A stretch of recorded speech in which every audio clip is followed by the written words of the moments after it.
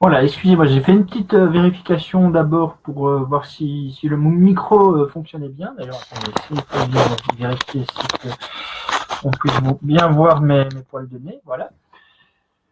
Donc voilà, comme je disais, j'ai reçu il n'y a pas longtemps par la poste mon exemplaire du journal de guerre de l'ermite des temps modernes. Voilà, c'est un bouquin, je tenais à faire un peu la promo parce que pour une fois, c'est un bouquin qui n'est pas un bouquin fantastique, qui parle de ma vie, qui parle des moments où j'ai un peu plus dur, c'est vraiment assez brut par moment.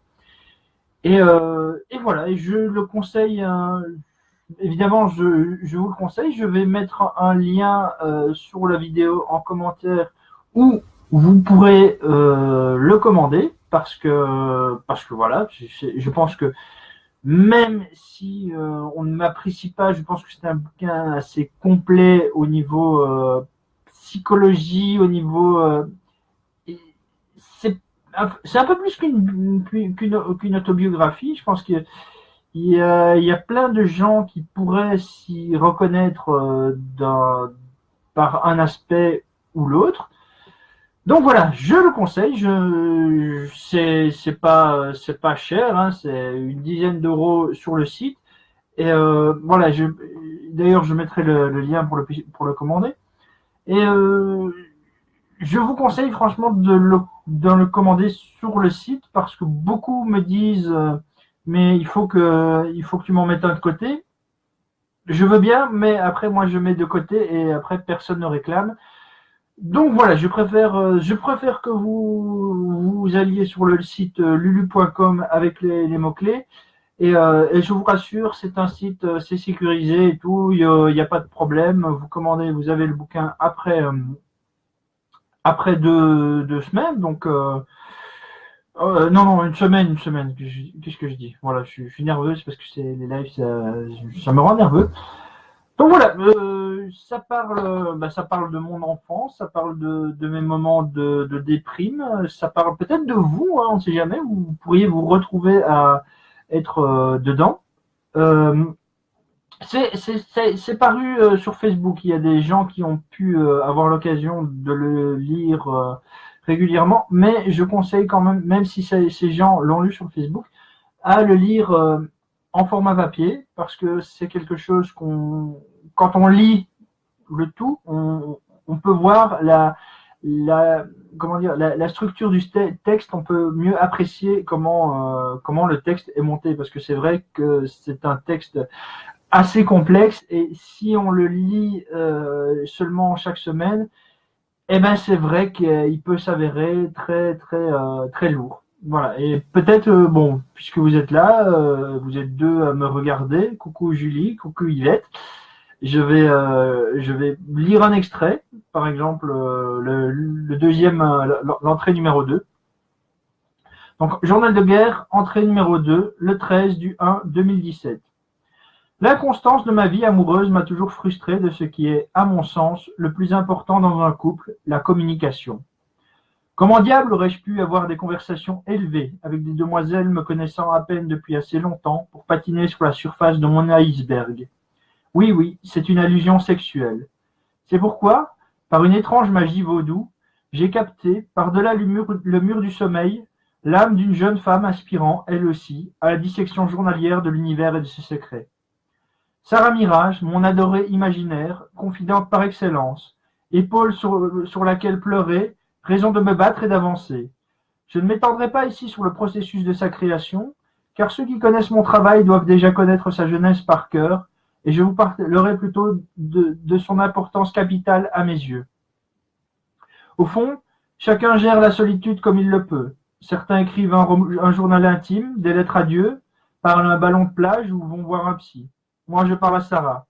Je ne l'ai pas créée par lâcheté ou par dépit. J'avais déjà, même en 2006, à l'époque où elle a émergé de mon esprit, mon petit succès auprès des femmes, mais par nécessité. Quand je pense à l'énergie, au temps et à l'argent que certains dépensent pour maintenir un couple cohérent alors qu'eux-mêmes ne le sont pas, ça me dépasse. C'est donc, quoique étrange, une expérience parfaitement saine puisque s'avérant purement spirituelle, ne me coupe en rien du monde réel. Pour ma part, Sarah a fait de moi une espèce hermaphrodite, amoureusement autosuffisante. Des fois, je me demande à quoi ressemblerait ma vie sans elle. Que serais-je devenu sans la chaleur qu'elle m'apporte au quotidien? Un tyran? Un serial killer? Un banquier véreux? Un avocat marron? Un don Juan impénitent? Un odieux manipulateur? Je sais juste que, conscient de ma malfaisance, j'aurais adopté le nom diabolique de Tobias Blake. Parfois, à ce sujet, lorsqu'un kidam me pousse dans les cordes, j'écris des lettres afin de me calmer, des lettres froides, assassines, aux mots vrais, soigneusement choisis, des lettres exprimant posément tous mes griefs et mon inimité à l'égard de cette personne, des lettres contenant toute la rage dont mon corps est capable, et autant je sais aimer avec passion, autant ma haine est féroce. Le résultat, des lettres qui pousseraient n'importe qui, doté d'un tant soit peu de conscience, au suicide. Et là, je sens l'ombre de Tobias sur mon âme, et je me demande, est-ce que Sarah serait fière de ça? Et j'oublie aussitôt ces missives dans un coin pour ne plus jamais y repenser. Peut-être que ma profonde bienveillance à l'égard d'un monde qui me méprise est-elle purement accidentelle? Y a-t-il dès lors un hasard? Toute action crée une force d'intensité équivalente mais de sens opposé. Sarah ne serait-elle venue à moi que pour tempérer la malveillance de Tobias? Suis-je donc de ce fait quelqu'un d'équilibré ou un équilibriste? Et pire encore, qu'arrivera-t-il le jour où je basculerai complètement du côté obscur? Voilà, c'est oh coucou Carla. Et voilà, c'est un peu voilà, c'est du il y a un chouïa, mais vraiment un chouïa de science-fiction. Mais sinon, la plupart du temps, je parle de ma vie, j'essaie de parler des moments peut-être un peu plus durs, et pas forcément de façon pour que ce soit lourd.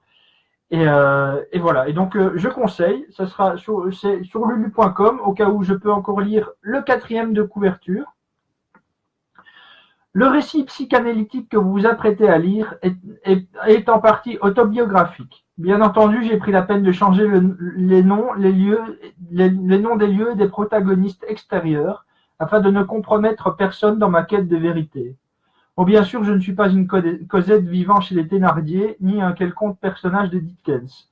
Ma douleur n'a rien de surréaliste et il y a certainement des gens plus mal lotis que moi, tout comme il y a certainement des tas d'histoires plus intéressantes à raconter. Mais voyez-vous, cette douleur lancinante de l'inadapté social, cette histoire inintéressante, c'est la mienne, c'est peut-être aussi la vôtre dans une certaine mesure. Je vous invite donc à me suivre dans ce modeste voyage, dans ma mélancolie, ma déprime, mes joies, mes peines, mes influences, un voyage à la recherche de la paix intérieure parmi les rêves et les dimensions alternatives. Voilà. Je peux pas dire mieux que ce qui est écrit au dos du bouquin. Franchement, c'est un petit bouquin, je vous le conseille. Je vous conseille, si vous êtes, vous êtes prof de psychanalyse, faites-le lire à vos élèves. Vous êtes prof de lettres, faites-le lire à vos élèves. Faites que ça fasse le tour. Voilà. Je sais pas quoi dire de plus. Je ne peux que vous conseiller de le lire. En tout cas, merci à ceux qui me suivent. Je sais que je suis pas toujours facile à suivre, et c'est pour ça que voilà, avec ça, on peut comprendre un peu mieux ce qui se passe éventuellement dans ma tête, et voilà. Et donc, je vais pas commencer à parler pendant une demi-heure comme je l'ai fait. Donc voilà, je vous fais tous des gros bisous, je vous dis merci, et j'espère avoir un retour de votre part de ce bouquin, parce que franchement c'est très important pour moi, c'est vraiment le premier bouquin qui n'est pas axé fantasy, et je pense que c'est accessible à tout le monde. Tout le monde y peut y trouver son bonheur, et voilà. Et je vous fais des gros bisous, et je vous dis à tout vite.